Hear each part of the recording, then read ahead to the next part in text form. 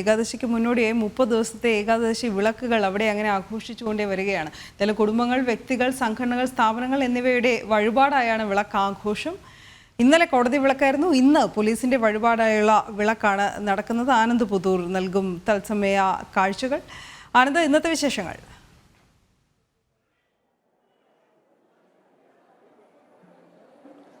അനു, എന്തായാലും ഈ ഏകാദശിയോടനുബന്ധിച്ച് 30 ദിവസത്തെ ഏകാദശി വിളക്കിന് കഴിഞ്ഞ തിങ്കളാഴ്ച മുതൽ ആരംഭമായിരുന്നു. എന്തായാലും അന്ന് മുതൽ തന്നെ പൊതുവേ ഗുരുവായൂരെ സംബന്ധിച്ചിടത്തോളം തിരക്കില്ലാത്ത ദിവസങ്ങളിലും ഒരു വലിയ ഭക്തജന തിരക്ക് തന്നെയാണ് ഈ ദിവസങ്ങളിലെല്ലാം നമുക്ക് അനുഭവപ്പെടുന്നത്. നമുക്ക് ദൃശ്യങ്ങളിൽ നിന്ന് കാണുന്ന പോലെ തന്നെ രാവിലെ മുതൽ തന്നെ നീണ്ട ക്യൂ പലയിടങ്ങളിലും കാണാൻ വേണ്ടി സാധിക്കുന്നുണ്ട്.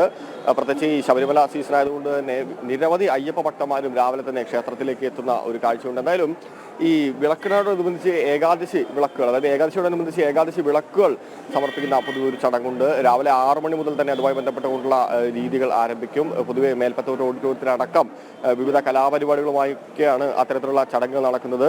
ചില ദിവസങ്ങളിൽ രാവിലെ ഉച്ച കഴിഞ്ഞും രാവിലെയും ഒക്കെ ഈ കാഴ്ച ശീവേലി നടക്കുന്നുണ്ട്. അതുപോലെ തന്നെ സന്ധ്യയ്ക്ക് തായമ്പക, മേൽപ്പത്തൂർ, ഞാൻ നേരത്തെ സൂചിപ്പിച്ച പോലെ തന്നെ മേൽപ്പത്തൂർ ഓഡിറ്റോറിയത്തിൽ വിവിധ ആളുകളുടെ കലാപരിപാടികളെല്ലാം നടക്കുന്നുണ്ട്.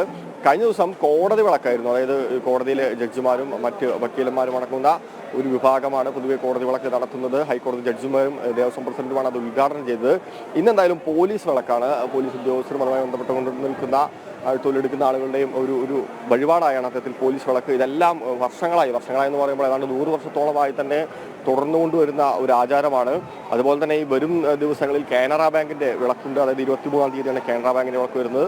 SBIയുടെ വിളക്കുണ്ട് 24-ന്. അതുപോലെ തന്നെ അയ്യപ്പ ഭജന സംഘം വിളക്കുണ്ട്. ഇവരുടെ എല്ലാം വഴിപാടുകളാണ് ഇത്തരത്തിൽ ഉടനീളമുള്ളത്. പിന്നെ ചില പ്രത്യേക കുടുംബങ്ങളുടെ വിളക്കുകളുണ്ട്.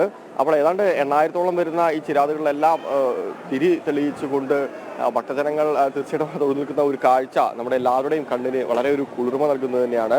ഡിസംബർ 11 ഇത്തവണത്തെ ഏകാദശി. ഏകാദശിയോടനുബന്ധിച്ച് വിപുലമായിട്ടുള്ള പരിപാടികൾ തന്നെയാണ് ക്ഷേത്രത്തിൽ തീരുമാനിച്ചിരിക്കുന്നത്. രാവിലെ മുതൽ തന്നെ അഭൂതപൂർവമായ ഒരു തിരക്ക് തന്നെയാണ് ക്ഷേത്രത്തിൽ നമുക്ക് കാണാൻ വേണ്ടി സാധിക്കുന്നത്. അനു.